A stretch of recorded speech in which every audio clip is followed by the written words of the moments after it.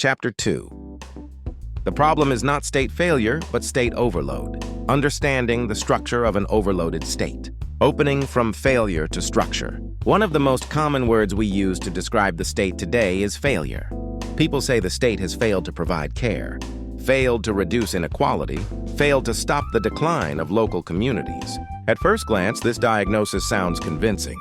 After all, many issues of everyday life continue to accumulate without being resolved. But in this lecture, I want to argue that this diagnosis is fundamentally mistaken. The core of current situation is not state failure, but state overload. However, that does not mean that the state has fallen into an overload due to incompetence. It has become overloaded because it has been asked again and again to judge and manage too many aspects of everyday life. So rather than asking whether the state is good or bad, we need to shift the discussion towards structural analysis. How does the state operate? Why does it function the way it does today? 1. Why state failure is a misleading idea.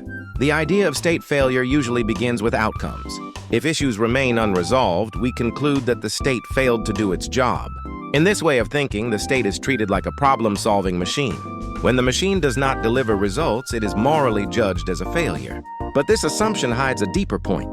The modern state was never designed to solve all of life's issues. Structurally, the state is built to handle issues that can be generalized issues that can be governed through laws, rules, categories, and systems.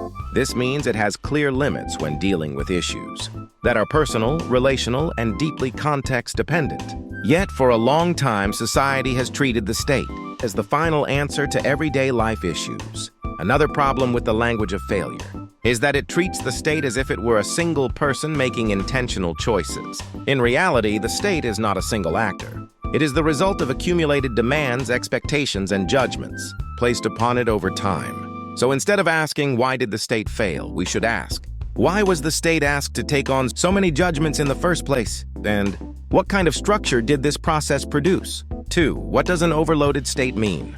When we talk about an overloaded state, we are not simply saying that the state is busy. Overload means something more specific. It refers to a mismatch between the scope of responsibilities the state has taken on and the depth of judgment that many life issues actually require. When a state becomes overloaded, two things happen at the same time.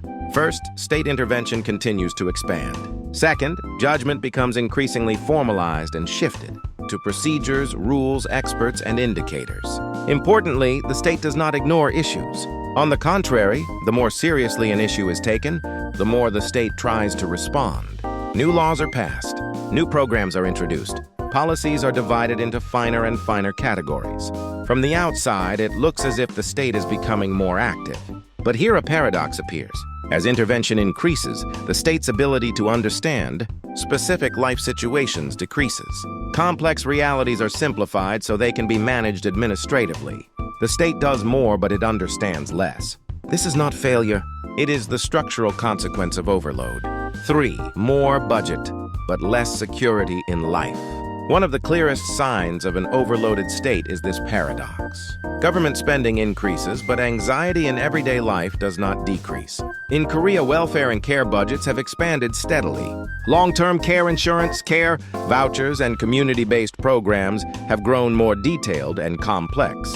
Yet serious life issues remain. Lonely deaths continue. Care gaps persist. Local communities weaken. Everyday insecurity does not disappear. This situation is often explained by saying, the budget is still not large enough. But this explanation is incomplete. The key point is not the size of the budget.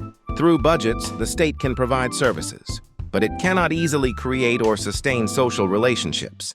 Care is not only a service issue, it is a relational issue. This creates a dilemma for the overloaded state. Spending more budget does not solve the problem, but spending less budget leads to criticism that it is avoiding its responsibility. This dilemma itself is evidence of structural overload. 4. State is busy but distant from life. Another feature of the overloaded state is administrative overactivity. Policies multiply, projects are fragmented. The workload of public officials continues to increase. Yet this does not lead to deeper solutions. Instead, state often becomes more distant from everyday life. This is not simply a matter of inefficiency or lack of effort. The nature of state judgment has changed. In the past, state dealt with relatively clear tasks, building infrastructure, enforcing laws, reorganizing systems. Today, state faces complex life issues: care, isolation, community conflict, safety, relational breakdown. These issues cross policy boundaries. No single ministry can handle them alone. But instead of developing holistic judgment structures, the system responds by dividing problems into smaller administrative units. What accumulates are reports, evaluations, and paperwork. Evaluation itself becomes the goal. Complex life situations are reduced to numbers, indicators, and performance scores. Administration processes more information than ever, but understands life less deeply. 5. Life issues return, policies are renamed. Another sign of overload is policy repetition. The same problems return year after year: lonely deaths, care gaps, regional decline, youth insecurity. Policy names change, programs are rebranded, but the core problems remain. This is often called policy failure, but it is more accurate to describe it as a cycle of policy repetition. Issues are not ignored. They are repeatedly reshaped into forms that fit existing policy systems. What matters most is not whether the problem is solved, but whether it remains administratively manageable. Therefore, real-life context and relationships are stripped away. What remains are indicators, categories, and formal procedures. From the outside, the problem appears to be managed. In reality, it has not been resolved. 6. The state still holds judgment. Facing overload, the state adopts strategies such as outsourcing, professionalization, and public-private partnerships. At first glance, this looks like the state is stepping back. But these strategies do not transfer judgment. They change who performs the work, not who defines the issues. Judgment remains within institutions. Even experts operate within frameworks already defined by the state.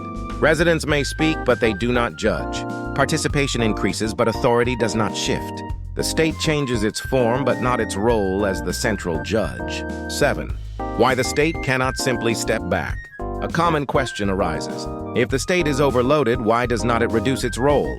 This question misunderstands how state power works. A state does not operate like a business. It operates based on legitimacy. In modern societies, when the state does not intervene, it is quickly accused of irresponsibility. Moreover, existing systems do not disappear easily. New life issues are addressed by adding layers, not removing them. Political competition reinforces this logic. Expanding policies is visible and politically rewarding. Reducing intervention is risky. Overload, then, is not a mistake. It is the outcome of a strategy aimed at maintaining legitimacy, closing the real problem. The crisis of the state today is not failure. It is the result of accumulated overload produced by past success. The real problem is the concentration of judgment. As long as judgment remains monopolized by the state, residents cannot become subjects to judge and resolve life's issues.